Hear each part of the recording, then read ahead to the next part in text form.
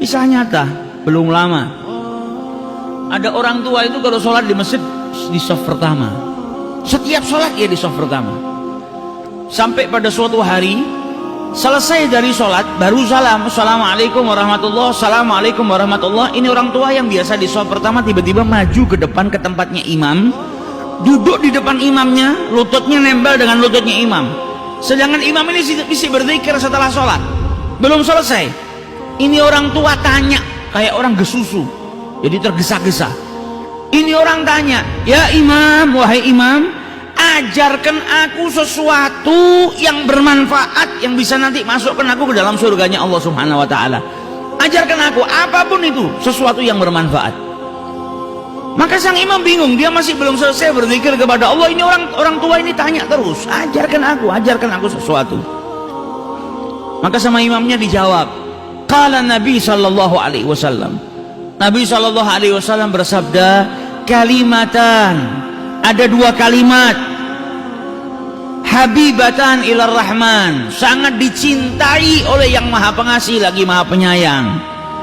Khafifatan ala lisan, ringan diucapkan di lisan itu. Thaqilatani fil mizan, akan tetapi kedua kalimat ini sangat berat di timbangannya Allah Subhanahu wa ta'ala. Subhanallah wa bihamdihi subhanallahil azim. Kata orang tua tadi, ulang lagi, saya belum hafal. Diulang sama imam. Qala Nabi sallallahu alaihi wasallam, kalimatan habibatan ilar rahman, khafifatan 'alal lisan, thaqilatan fil mizan, subhanallah wa bihamdihi subhanallahil azim. Ulang lagi, saya belum hafal. Diulang sama imamnya beberapa kali sampai akhirnya bas, sudah, saya sudah hafal.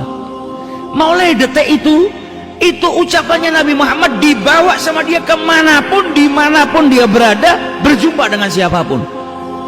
Ada pernikahan dia ketemu orang, qala Nabi sallallahu alaihi wasallam, ingatkan orang.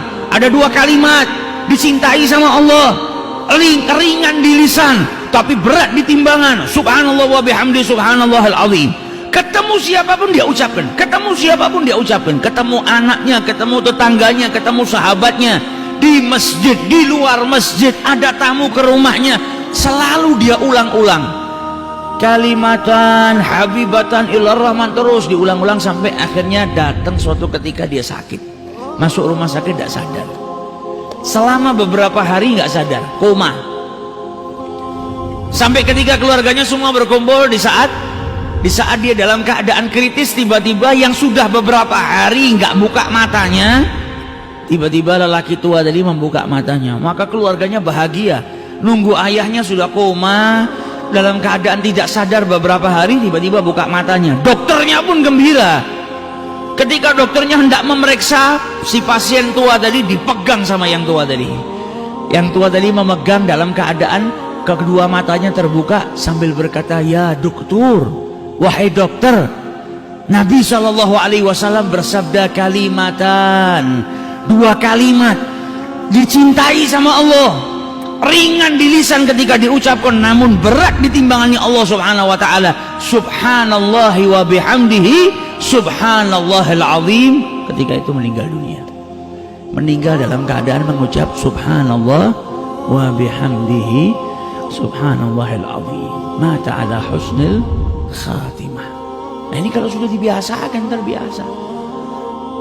Kalau kita di setiap waktu senggang istighfar, waktu senggang sholawat, ya apa yang kita biasakan itu, insya Allah kita wafat dalam keadaan mengucap itu. Kalau terbiasanya malah ngomong kotor, ya akhirnya kita wafat juga dalam keadaan berbicara kotor. Wa'iyadzubillah. Sukanya ngerasanin orang, akhirnya matinya dalam keadaan ngerasanin orang. Sukanya ngadu domba, matinya dalam keadaan ngadu domba. Wa'iyadzubillah.